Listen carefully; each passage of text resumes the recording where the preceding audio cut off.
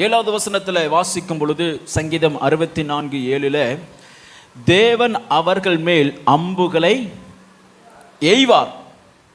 அல்லேலூயா. அநேகருக்கு தெரிகிறதில்ல, கர்த்தரிடத்துல அன்பு உண்டு, அவரிடத்துல பட்டயம் உண்டு.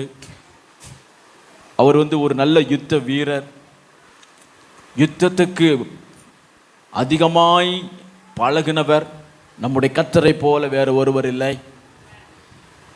எல்லா பிரச்சனைகளுக்கும் தீர்வு உடைய நாம் ஆராதிக்கிற தேவனை போல ஒருவர் இல்லை.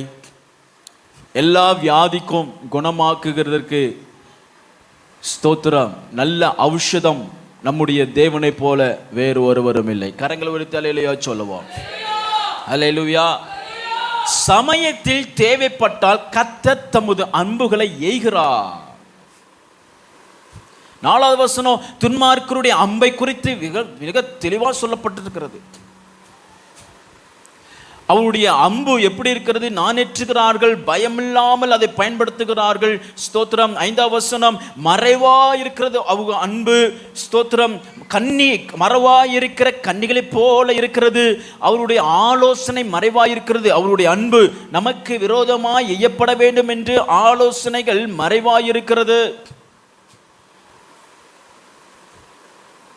6வது வசனம் அவருடைய அன்பு ஆய்ந்து தேடி தந்திரமான யோசனைகளினாலே உண்டானதும் உட்கருத்தும் இருதயமும் ஆழமாயிருக்கிற உட்கருத்தும் இருதயமும் ஆழமாயிருக்கிறதை போல அம்பு.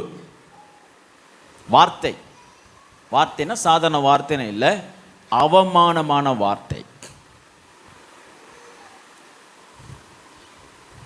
கர்த்தருடைய பிள்ளைகளுக்கு விரோதமாய் எழுப்பப்படுகிறதான வார்த்தை அம்பு. அவமானம், ஸ்தோத்திரம், அநியாயம், அக்கிரமமான கிரியைகள். 2வது வசனம் சொல்லுகிறது துன்மார்க்கர் செய்யும் ரகசிய ஆலோசனை. சில அம்பு எப்படிப்பட்டதா இருக்கும்? ரகசிய ஆலோசனை போன்றதா இருக்கிறது. நம்ம பற்றிதான மறைவான ஆலோசனைகள் செய்கிற ஜனங்கள் இருக்கிறாங்க. ரகசிய ஆலோசனைகள் அம்பு. ரகசிய ஆலோசனை நமக்கு தெரியாது, ஆனால் நமது வாழ்க்கையை நடத்துகிற கர்த்தருடைய ஆவியானவர் அறிவார். நமக்கு விரோதமாய் எழும்புகிற எந்த ஆயுதமும் அப்படின்னா சீக்ரெட் வெப்பன் ஆல்சோ. எந்த ஆயுதமும் அப்படின்னா ரகசிய ஆலோசனையும் உட்பட, ரகசிய ஸ்தோத்திரம் ஆயுதமும் உட்பட. அல்லேலூயா. நமக்கு விரோதமாக ஸ்தோத்திரம்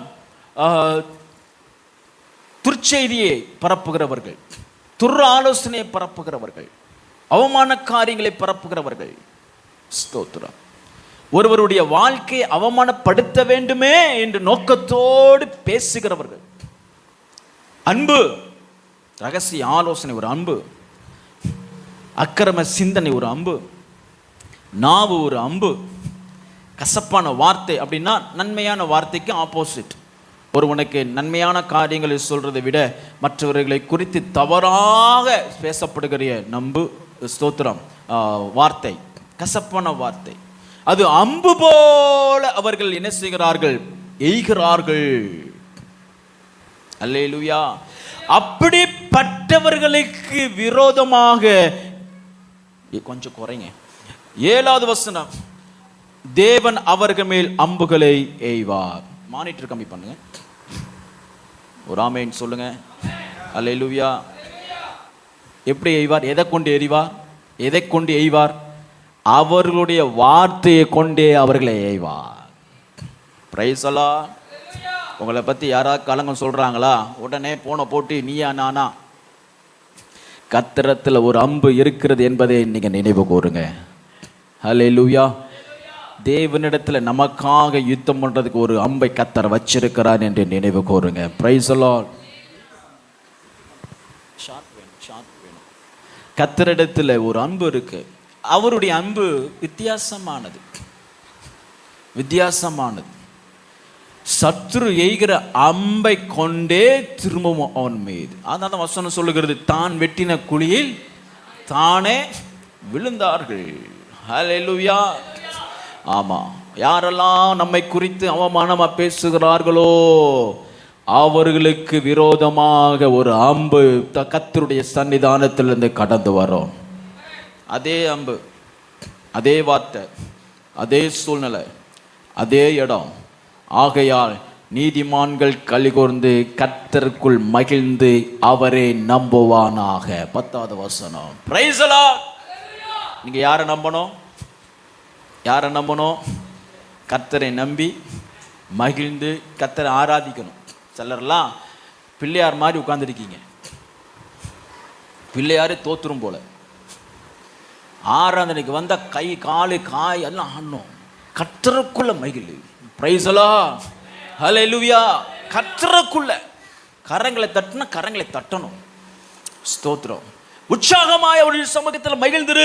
ஏனென்றால் நமக்கு விரோதமாய் துன்மார்க்கன் எய்த அதே அம்பை கொண்டு அவனுக்கு நேராய் அம்பு எய்கிற தேவனை ஆராதிக்கிறோம். Praise the lord. ஹல்லேலூயா. ஆகையால் பிள்ளைகளே, நாம் இந்த நாட்களிலே நாம் நீதிமான்களே, தேவனுடைய பிள்ளைகளே, சபையை கர்த்தருக்குள் மகிழ்ந்து அவரை நம்புங்க. ஏனென்றால் கர்த்தர் நமக்காய் அம்புகளை ஆயத்தப்படுத்தி நமக்காய் நியாயம் விசாரிக்கிறவர். கரங்களை உயர்த்தி அல்லேலூயா சொல்லுவோம். கர்த்தர் கொடுத்த சங்கீதத்தின் பிரகாரமாய் கர்த்தர் நம்மை ஜெயமாய் தந்து சத்துனுடைய சகல வார்த்தைகளுக்கும் அம்புகளுக்கும் கர்த்தர் விலக்கி பாதுகாத்து ரட்சிப்பாராக. தேவ கிருபை நம்மோடு கூட இருக்கட்டும். ஆமென்.